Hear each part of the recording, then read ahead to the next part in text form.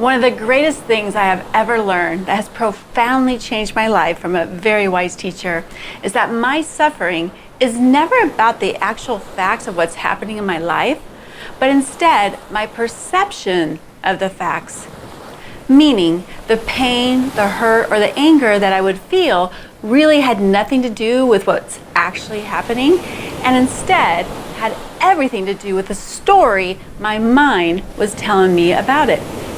The truth is, the story our minds come up with has everything to do with the programs and charges that are living in our subconscious mind. Our own personal database in our body that our mind filters the information through to come up with these tales.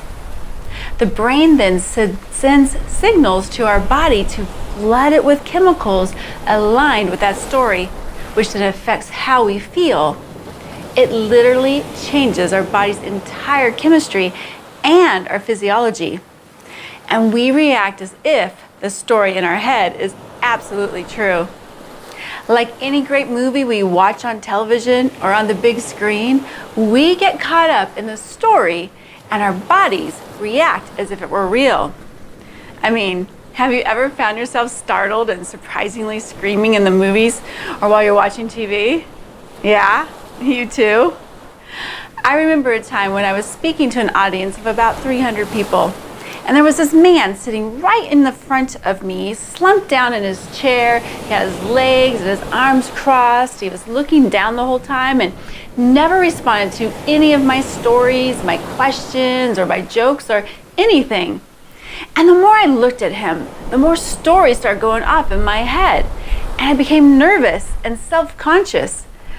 I was certain that I was bombing and that he was not only not interested in what I had to say, he was definitely wasn't even a smidgen impressed. My stomach kept turning as these stories continued in my head, and I was so relieved when the whole talk was over.